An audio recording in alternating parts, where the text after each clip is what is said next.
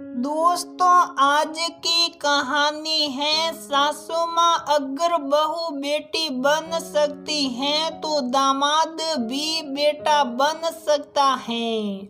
दोस्तों, कहानी शुरू करने से पहले अगर आपने हमारे चैनल को सब्सक्राइब नहीं किया है तो सब्सक्राइब कर लीजिए ताकि आपके पास पहुंचे हर नया वीडियो। ये कैसी बातें कर रही हो तुम मोहिनी? तुम तो कन्या भ्रूण हत्या के खिलाफ हो। तुम तो बेटियों के अधिकारों की रक्षा के लिए संगठन भी चलाती हो। समाज में तुम्हारे योगदान के लिए तुम्हें पुरस्कारों से भी सुशोभित किया गया है। फिर तुम्हारी सोच इतनी घटिया कैसे हो गई? मोहिनी जी अपनी सहेली रमा से फोन पर बात कर रही थी तो रमा उनसे झिड़क कर बोली, ऐसा क्या गलत कह दिया मैंने जो तू ऐसे गुस्सा हो रही है? मैं कन्या भ्रूण हत्या के खिलाफ हूँ। यहाँ तक कि मेरे छोटे बेटे के पास 2 बेटियां हैं और मैंने खुद उसे तीसरे बच्चे के लिए मना किया। बेटियां क्या बेटों से कम हैं? मोहिनी जी झुंझला कर बोली, वही तो कह रही हूँ कि तेरी सोच ऐसी कैसे हो सकती है? तू कह रही है कि बेटियां बेटों से कम नहीं। तेरे बेटा के बुढ़ापे में कौन उसका साथ देगा, ये बेटियां या और कोई? हाँ तो ठीक है, ये बेटियां ही बुढ़ापे में उसका साथ देगी।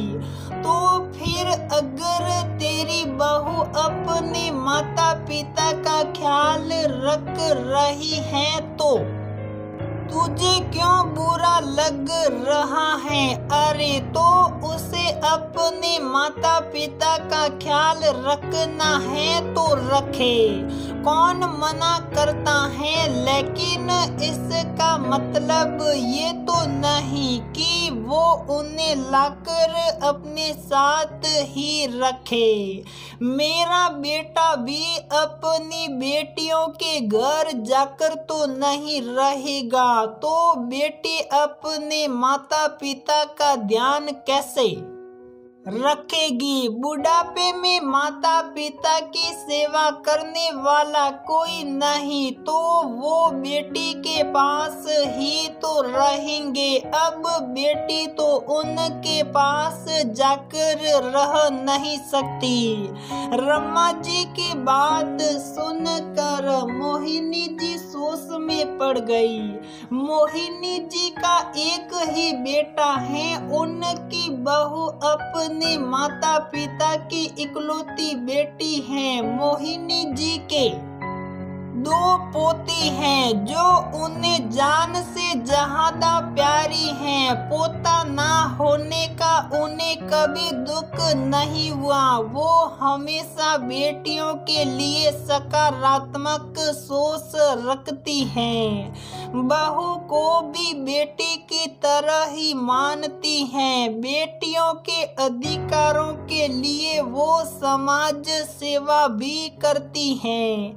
समाज में उनकी खासी पहचान है। 2 दिन पहले ही उनके बहू ने उनसे कहा, मम्मी पापा की तबीयत ठीक नहीं रहती, उनकी देखभाल करने के लिए वहाँ कोई नहीं है तो मैं उन्हें यहाँ अपने साथ रखना चाहती हूँ जिससे उनकी देखभाल ठीक से हो सके। मोहिनी जी ने बेटे की तरफ देखा तो वह बोला, माँ रिया ठीक कह रही हैं। अब रिया मुझे और आपको छोड़कर वहाँ तो रह नहीं सकती, तो मैंने ही उससे कहा कि इससे अच्छा मम्मी पापा को यहीं बुला लो। मोहिनी जी चुप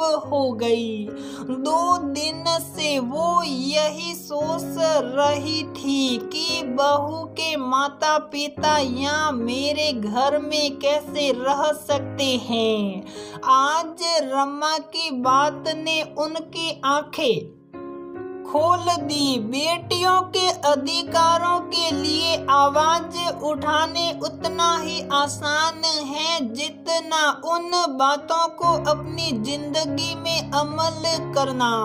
सही बात है, एक तरफ तो हम कह रहे हैं कि बेटा बेटी में कोई फर्क नहीं, बेटियां भी बेटों से कम नहीं, लेकिन अगर बेटी को बुढ़ापे का सहारा नहीं माना जा सकता तो उसके लिए अधिकारों की मांग करने का क्या फायदा। अगर बहू बेटी बनकर पति के माता पिता का सहारा बन सकती तो दामाद बेटा बनकर पत्नी के माता पिता का सहारा क्यों नहीं बन सकता। मोहिनी जी ने रमा जी को दोबारा फोन किया।